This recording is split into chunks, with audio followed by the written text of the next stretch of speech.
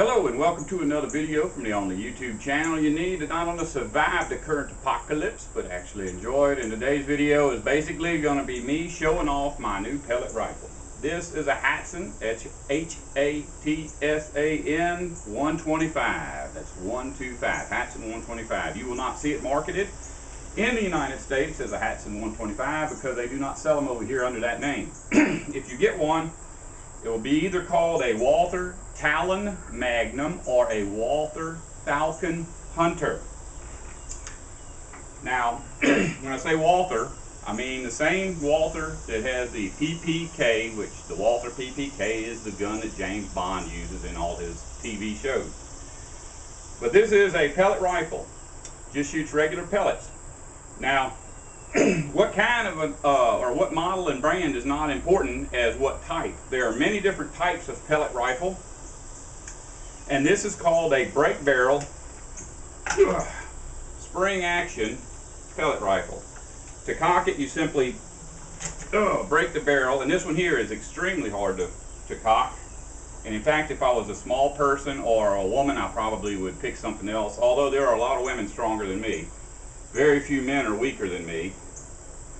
But in any case, that may be one of the drawbacks of this particular gun. But there are many break barrel air rifles that are just as good, just a little smaller. I wanted the most powerful one I could get for the money, without being so powerful that it shoots the projectiles at above the speed of sound. If your pellet comes out faster than the speed of sound, it will be just as loud as a 22, which would defeat the purpose of having a pellet gun in the first place.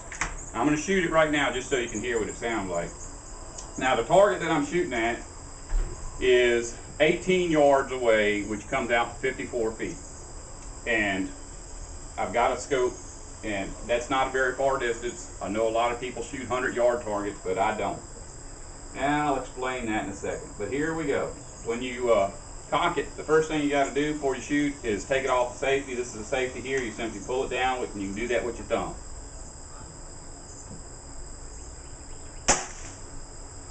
Now, I know that's kind of loud, but a person who hears that will not think there's hunting going on nearby.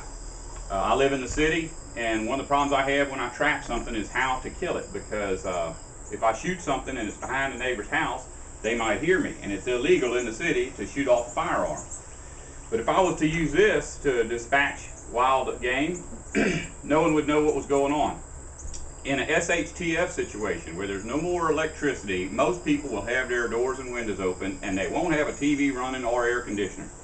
They'll hear everything you're doing. You need to have this so that people don't know what's going on. Stealth is going to be your main weapon in a SHTF, end of the world scenario.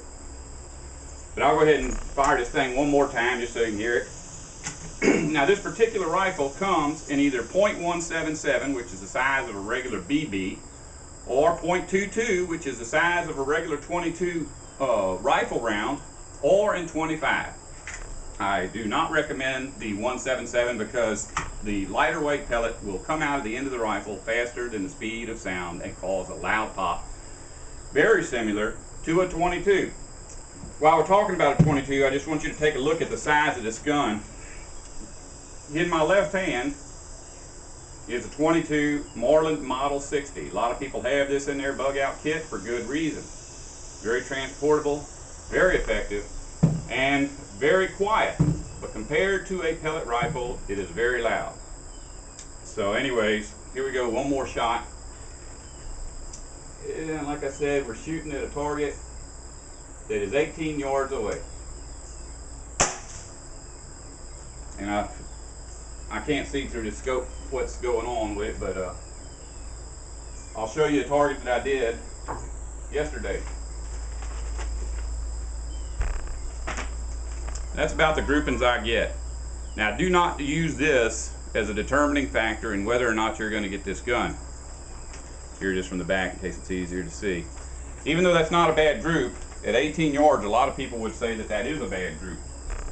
But when I am looking down this scope, and that's even sitting on this here bench rest, let's say this is my eyepiece on my scope, what I am seeing is this. You understand what I'm saying? I've got what's called, what I have is called familial family tremors. It's not very pronounced, but every little movement affects what you're seeing down the scope, and it affects how well you're going to hit your target.